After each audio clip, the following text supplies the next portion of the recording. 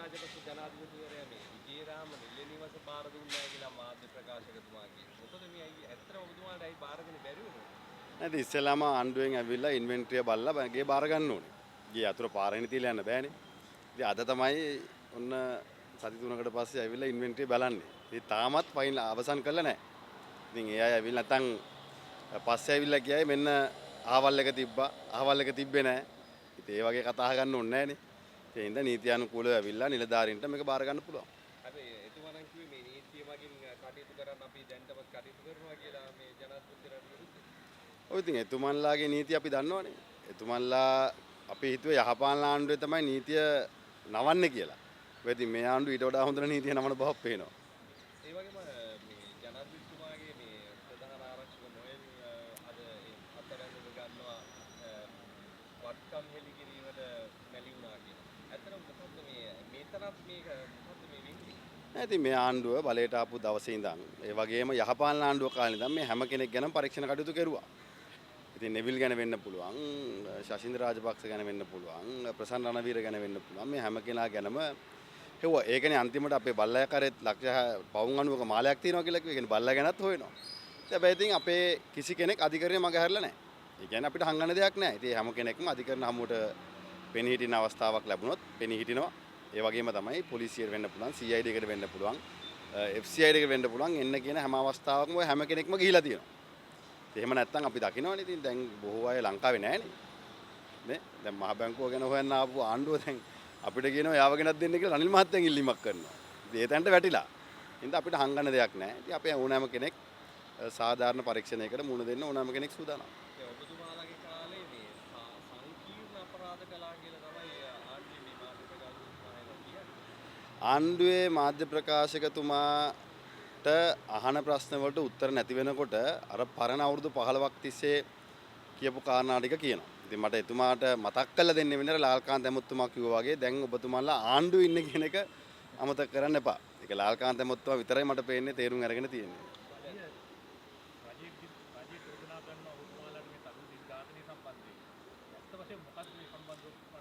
මම දැක්ක පොලිසිය මාධ්‍ය ප්‍රකාශකතුමා අධිකරණයේ හමුවේ කරුණු දක්වන්න ඕනේ කාරණයක් මාධ්‍ය හමුවේ කරුණු දක්වලා තියෙනවා. ඉතින් ඕනෑම සිද්ධියක් සම්බන්ධයෙන් සාධාරණ පරීක්ෂණයක් කිරීම තමයි කළ යුත්තේ. හැබැයි අද අපි දකිනවා පොලිසිය සහ ආණ්ඩුව නීතිය පාවිච්චි කරලා පොලිසියට තියෙන ආණ්ඩුවේ බලය පාවිච්චි කරලා බොරු සාක්ෂි හදන්න උත්සාහ කරනවා. ඒක අපි දැක්ක පහුගිය කාලේ නාරම්පිට OIC මහත්තයා යහපාලන ආණ්ඩුව කාලේ ගත්තු නීතිමය ක්‍රියාමාර්ග සහ ඔහුගේ ප්‍රකාශය ඒ වගේම මුළුගිය තැන්න මහත්තයාගේ නඩුව සම්බන්ධයෙන් OIC මහත්මයෙක් මේ වෙනකොටත් අධිකරණ ක්‍රියාමාර්ගයක් අරගෙන තියෙන ඔහුට පොලිසිය CID එකකින් කරපු බලපෑම සම්බන්ධයෙන් තවත් පැත්තකින් අපි දැක්කා පහුගිය දිනකත් දෙමව්පියෝ දරුවා සහ දෙමව්පිය අතරත් යම් ප්‍රශ්නයක් හදන්නත් පොලිසිය කටයුතු කරලා තියෙනවා.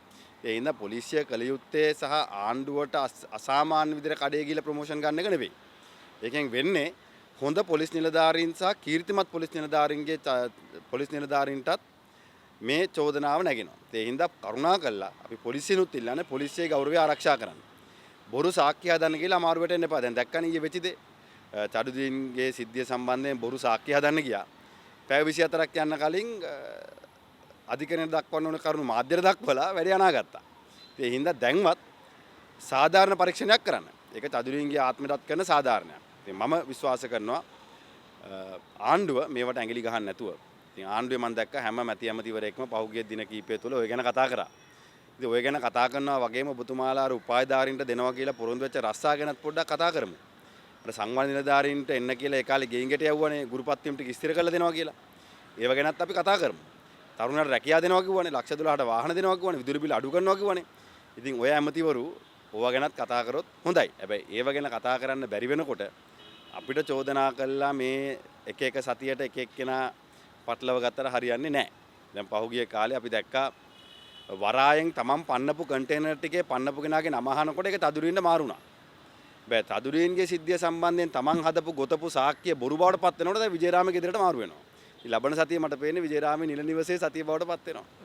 දැන් මේ ඔබතුමාලා දැන් මේ ආණ්ඩුව කෙලින්ම මේ රාජපක්ෂලාටම තමයි මඩ ගහන්නේ. මොකද මේ ඇත්තටම මොකද ප්‍රශ්නේ? මට දින ප්‍රශ්නේත් ඒක දැන් අපි 103ක් කියලා කිව්වා දේශපාලන රාජපක්ෂාගේ ඉවරයි කියලා කිව්වා මෙතන රටේ විපක්ෂ නායකවරයෙක් ඉන්නවා ප්‍රධාන විපක්ෂයක් තියෙනවා. අනේ මන්ද මේ අපේ පස්සේ මෙලවන්නේ ඇයි කියලා. හැබැයි ඉතින් අපිත් අතාරින්නේ නැහැ.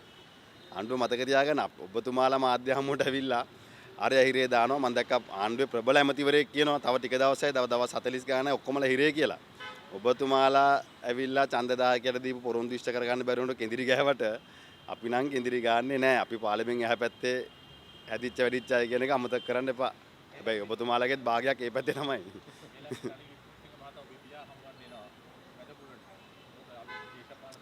ඒ දෙන්න යාළුවෝ ඉන්නේ. ඒ දෙන්න පාරණ යාළුවෝ. යාළුවෝ හම්බ වෙනවා. ඔහොම නෙවෙයි ඉස්සර මේ අනුරු කුමාර දිසානායක මහත්තයාත් අපේ ගෙදර ඇවිල්ලා තේ බීලා ගිහලා තියෙනවා.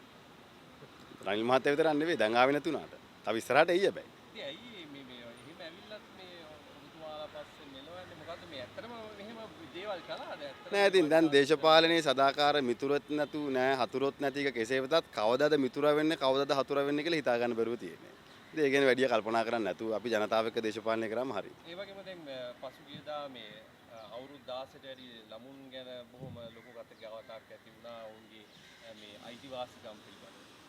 විපක්ෂයේ හැටියට එහෙම නැත්නම් හිටපු ආණ්ඩු බලය හොබෝ පිරිසක් හැටියට මොකද්ද මේ පනත් ගැන කියන්නේ? නෑ දරුවන්ගේ අයිතීන් රකින්න ඕනේ.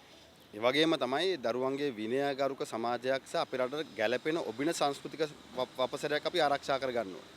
අද අපි දකිනවා දැන් සංචාරක ව්‍යාපාරය ගැන අපි පහුගිය කාලේ දැක්කා. ලිංගිකත්වයේ කේන්ද්‍ර කරගත් සංචාරක ව්‍යාපාරයක් ප්‍රවර්ධනය කරන්න ඕනේ කියලා. හැබැයි ඒ කියන කාල සීමාව තුලත් අපේ රටේ ලක්ෂ 20කට වැඩි සංචාරකයන් පැමිණෙන බවට දැන් වෙනකොටත් සංඛ්‍යා ලේඛන වලින් දැනෙනවා. ඒකම කටුනායක ගුවන්තොටු පොලෙන් කියනවා ස්ලොට් එකක් දෙන්න විදියකුත් නැහැ. මොකද එච්චර ගුවන් යානා ලංකාවට එනවා කියලා. තවත් පැත්තකින් මේ මාසේ පහුගිය අවුරුදු කිහිපය ඇතුළත සැප්තැම්බර් මාසේ ආපු වැඩිම සංචාරක සංචාරකයන් ප්‍රමාණය වාර්තා වෙලා තියෙනවා කියනවා.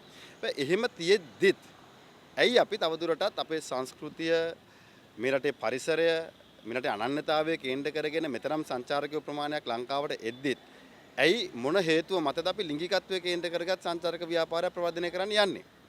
ඒ වගේම මේ රටේ දරු පරම්පරාව අපි ආරක්ෂා කරන්න ඕනේ. හැබැයි ඒ දරු පරම්පරාව ආරක්ෂා කරන්න යන්නේ මොන ආකාරයකටද කියන ප්‍රශ්නේ අපිට තියෙනවා. ඒ හින්දා කරුණාකරලා ආණ්ඩුවෙන් අපි කියන්නේ මේ අපිට නොගැලපෙන සමහර විට ඔබතුමාලා ආශ්‍රය කරන ඔබතුමාලාගේ පක්ෂයේ ඇතුලේ තියෙන අභ්‍යන්තර ක්‍රමවේදය අනුව ඒක හරි වෙන්න පුළුවන්.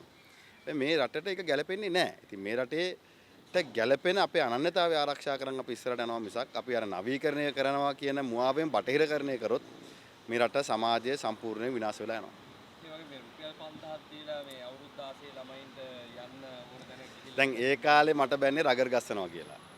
ඒ කාලේ මට බැන්නේ කොළඹ නයිට් රේස් එකක් කරා අපි සංචාරක ව්‍යාපාරය සහ ක්‍රීඩාව ප්‍රවර්ධනය කරන්න. තිස්සමහාරාමේ සුපර් ක්‍රොස් එකක් කරා. නාමල් බේබිට බෝල ගහන්න මේ ඔක්කොම කරා කියලා කිව්වා. හැබැයි ඉතින් නාමල් බේබි ළමයිව මත්ද්‍රව්‍යයෙන් මතෙන් සමාජයට නොගැලපෙන කාරණා වලින් ඈත් කළා ක්‍රීඩාවට ලං කරානේ. හැබැයි ඉතින් මට බැනපු අය රුපියල් 5000ක් දෙනවා තැන් තැන් වල යන්න. ඉතින් ඕක තමයි අපි දෙගොල්ලන්ගේ වෙනස. ඒ වගේම මේ ගුරුවරුන්ටත් නීති පෙරෙව්වා. ඒතකොට ශිෂ්‍යයින්ට දඬුවම් දීම පිළිබඳව. මොකක්ද ඒක නේද? ඉතින් ගුරුවරයෙක්ගේ ගෞරවය ආරක්ෂා කරගත යුතුයි. අනිත් පැත්තෙන් දරුවන්ගේ විනය හදන්නත් ඕනේ. හැබැයි දරුවන්ගේ විනය හදන ගුරුවරුන්ගේ ගෞරවය ආරක්ෂා කිරීම සහ දරුවන්ගේ විනය හදන්න අර එක්ස්ට්‍රීම් නීති ගෙනල්ලා සම්මත කරගත්තොත් මේ දෙකම හැදෙන්නේ නැහැ. ඉතින් අද අපි දකිනවා තාමත් අන්තවාදී නීති ගෙනල්ලා මේ රටේ දරුවෝ සහ ගුරුවරු හදන්න උත්සාහ කරනවා. හැබැයි ওই ගුරුවරු භාගයක් දරුවෝ බිල්ලට තියලා පාට බහැපු වෘත්ති සමිතියක් ඉන්න දේශපාලන ආණ්ඩුව පක්ෂයක් මේක. දරුවන්ගේ අධ්‍යාපනයේ බිල්ලට තියලා තමන්ගේ පඩි වැඩි කිරීම ඉල්ලපු ගුරුවරු තමයි මේ පක්ෂේ ඉන්නේ. ඉතින් ඒ සමහරට ආණ්ඩුව හිතනවත් දන්නේ අපේ පක්ෂියුන් ටික හදාගන්න මේ වගේ දැඩි නීතියක් දෙන්න වෙනව නැත්නම් මුංගෙන් අමාරුයි කියලා හිතනවත් දන්නෙත් නැහැ. හැබැයි ඉතින් කෙසේ වෙතත් මම හිතනවා මේ පිළිබඳව දීර්ඝ වශයෙන් ආණ්ඩුව අදාළ පාර්ශ්වයන් එක්ක සාකච්ඡා කළ යුතුයි. දැන් මේ නාට්‍යවල ඊළඟ නාට්‍ය මොකක් වේද? මොකද අයවැය තියෙනවා හෙටන්නේ. නෑ ඊළඟට විජේරාමේ නාට්‍යනේ. ඊට ලබන සතියේ කියන්නේ ඊළඟ සතියේ නාට්‍ය. දියා කොළඹ පැත්තේ එනවා පහුගිය සතියේත් ඇවිල්ලා ගියා. ඉතින් අවශ්‍ය වුණොත් එනවා. ඒ වගේම ඉදිරි කාල සීමාව බලමු. මොකද ආරක්ෂාව ප්‍රධාන වශයෙන් ගන්න ඕනේ. ඉතින් ගමේ අපිට ආරක්ෂාව තියෙනවා. අපේ ගම මිනිස්සු අපිව ආරක්ෂා කරනවා. ඒක කොළඹත් අපිට ආරක්ෂාව තියෙනවා. හැබැයි ආරක්ෂිත තැනක් හම්බුනාම ඇවිල්ලා යන බෑ අතර වැඩ කටයුතු තියෙනවා නම් එනවා.